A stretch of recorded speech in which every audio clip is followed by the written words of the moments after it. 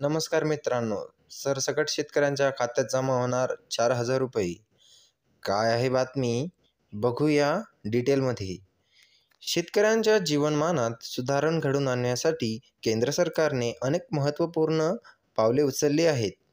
त्यापैकी सर्वात महत्त्वाची प्रभावी योजना म्हणजे पंतप्रधान किसान सन्मान निधी योजना. 24 फेब्रुवारी 2019ला सुरू करण्यात आलेल्या या योजनेची देशातील कोट्यावधी शेतकऱ्यांच्या जीवनात नवी आशा निर्माण करी आहे.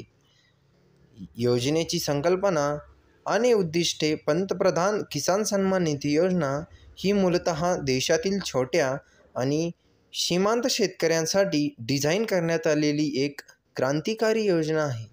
या योजनेचे मुख्य उद्दिष्ट म्हणजे शेतकऱ्यांना नियमित व आर्थिक सहाय्य, आर्थिक स्थितीत सुधारणा घडवून आणणे.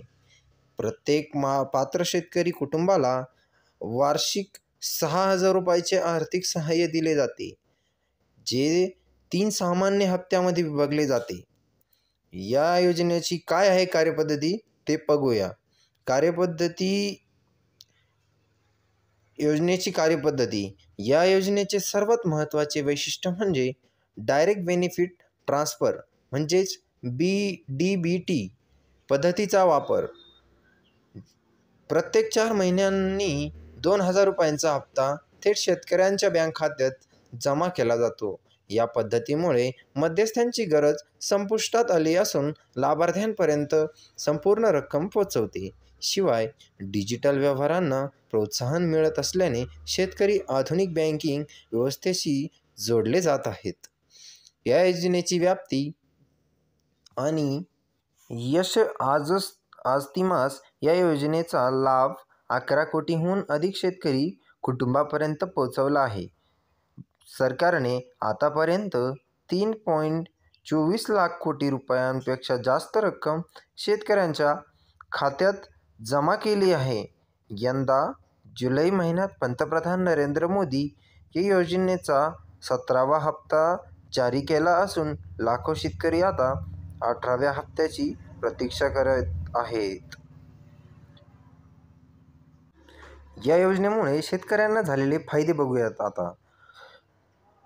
नंबर 1 म्हणजे आर्थिक सक्षमीकरण. म्हणजे शेतकरी हा आर्थिकरित्या सक्षम झालेला आहे.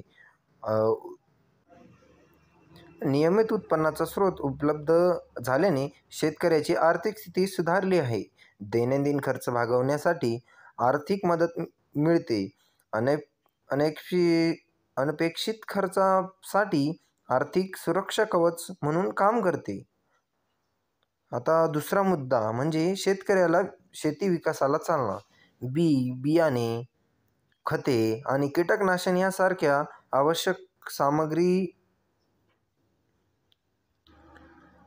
आवश्यक शेती सामग्रीचा सुलभ खरेदी झाली आहे. शेतीसाठी आधुनिक तंत्रज्ञान वापरण्यास प्रोत्साहन मिळते. उत्पादन खर्च कमी करण्यास मदत होते. नंबर 3चा मुद्दा असा आहे की सामाजिक सुरक्षितता. शेतकरी कुटुंबांना आर्थिक स्थैर्य मिळाले. शेतकऱ्याच्या मुलांच्या शिक्षणासाठी नियमित खर्च करणे शक्य झाले आहे. आरोग्य व सेवांवरील खर्च भागवण्यास मदत होत आहे. नंबर 4चा मुद्दा असा आहे की आर्थिक समावेशन झाले आहे. शेतकऱ्याचे आर्थिक समावेशन झाले आहे. बँकिंग व्यवस्थेची जोडल्या गेलेल्या आर्थिक साक्षरता वाढली आहे. डिजिटल व्यवहारांना प्रोत्साहन मिळाले आहे. अनौपचारिक आर्थिक व्यवस्थेत सहभाग वाढला आहे. पंतप्रधान किसान सन्मान योजना ही केवळ आर्थिक मदतीची योजना नसून शेतकऱ्यांच्या सर्वांगीण विकासाचे एक प्रभावी व माध्यम ठरली आहे. या योजनेमुळे शेतकऱ्यांना नियमित उत्पन्नाचा स्रोत मिळाला असून त्यांच्या जीवनातील गुणात्मक सुधारणा झाली आहे. डिजिटल व्यवहारांना प्रोत्साहन मिळाल्याने शेतकरी आधुनिक बँकिंग व्यवस्थेशी जोडले गेले आहेत. या योजनेच्या यशस्वी अंमलबजावणीमुळे भारतीय शेती क्षेत्रात आधुनिकीकरणाला गती मिळाली असून शेतकऱ्यांचे जीवनमान उंचावण्यास मदत झाली आहे. या योजनेच्या माध्यमातून सरकारने शेतकऱ्यांप्रती असलेला बांधिलकी दाखवली आहे. भविष्यात या योजनेच्या व्याप्तीत वाढ करून आणि शेतकऱ्यांना लाभ देऊन भारतीय शेती क्षेत्राच्या विकासाला आर्थिक बळकटी देता येईल.